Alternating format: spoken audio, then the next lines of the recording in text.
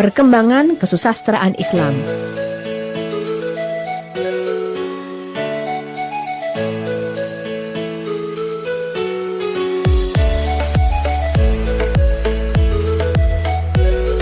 Kesusastraan Islam mencakup karya dari beberapa negara dan bahasa, mulai dari negara-negara Arab di Timur Tengah, hingga Spanyol, Afrika Utara, dan Afrika Barat, serta sastra dari wilayah-wilayah bekas kerajaan Persia kuno, seperti Iran, Irak dan negara-negara tetangganya, termasuk Turki dan negara Asia Tengah lainnya.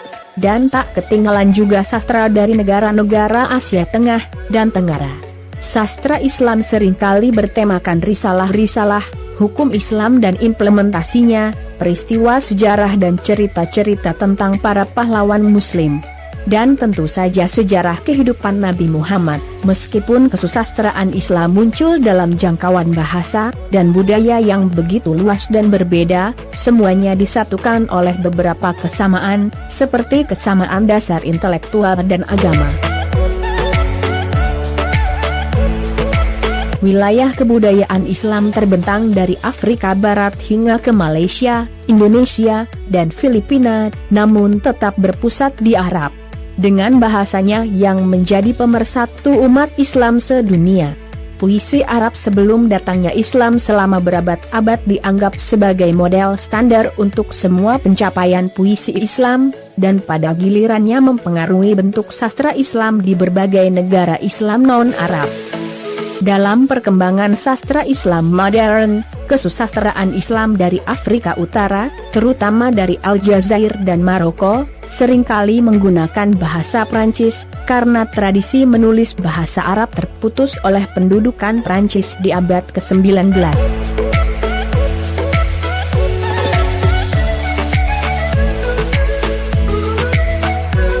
Pada tahun 641, Islam mulai memasuki wilayah Persia, Iran.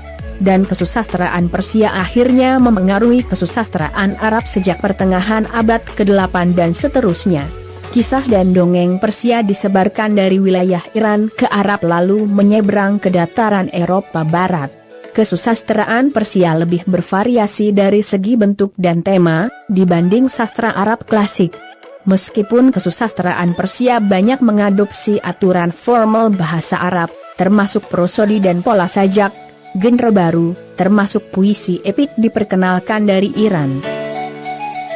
Budaya Persia sama sekali tidak terbatas pada negara Iran sendiri. India Barat Laut dan Pakistan menjadi pusat sastra Islam sejak abad ke-11, dengan Delhi dan Agra sebagai pusatnya. Bahasa Persia menjadi bahasa resmi Muslim India sampai tahun 1835.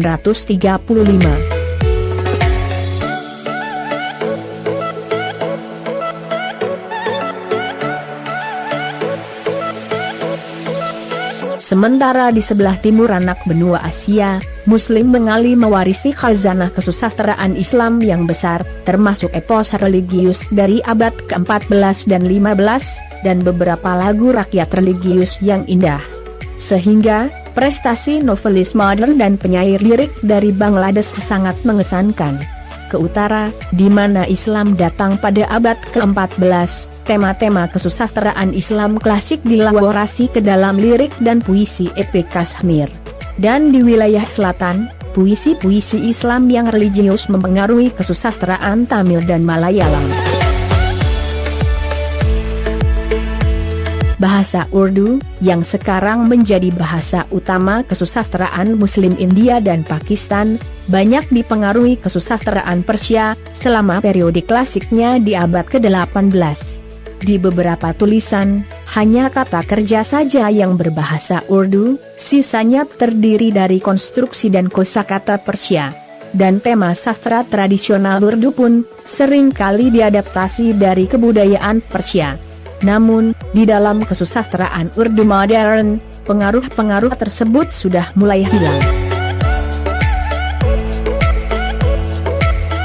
Gaya klasik yang rumit juga berkembang dalam bahasa Turki setelah abad ke-14 dan mencapai puncaknya pada abad ke-17. Seperti halnya bahasa Urdu, Bahasa Turki klasik juga sangat dipengaruhi oleh bahasa Persia. Gaya tinggi ini berasal dari provinsi bahkan dari Kekaisaran Ottoman. Di sisi lain, puisi rakyat yang kaya dengan perhitungan suku kata, berkembang di Anatolia dan Rumelia. Lagu-lagu mistik dari penyair Yunus Emre juga berkontribusi besar dalam membentuk gaya kesusastraan Turki ini, yang kemudian diadaptasi ke dalam kesusastraan Sufi Islam. Dari tradisi kebudayaan rakyat ini, dan dari kesusastraan Barat, terbentuklah kesusastraan Turki modern.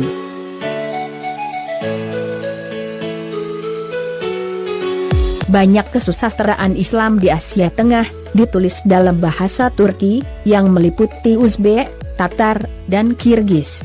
Pusat kebudayaan utamanya, Samarkand, Bukhara, Fergana, menjadi bagian dari kerajaan Islam setelah 711. Asia Tengah adalah pusat pembelajaran Islam yang penting, sampai invasi Tsar pada tahun 1870-an. Dan rakyat di daerah ini telah menghasilkan sastra klasik dalam bahasa Arab. Penyair dan ilmuwan Arab dan Persia terkenal, banyak yang lahir di kawasan Asia Tengah ini. Sementara, kesusastraan Islam lainnya banyak juga ditemui di sebagian kecil wilayah Cina dan Filipina. Namun di sebagian besar wilayah Asia Tenggara, kesusastraan Islam berkembang pesat, seiring datangnya Islam di wilayah Indonesia, Malaysia, dan Brunei Darussalam yang diterima dengan baik.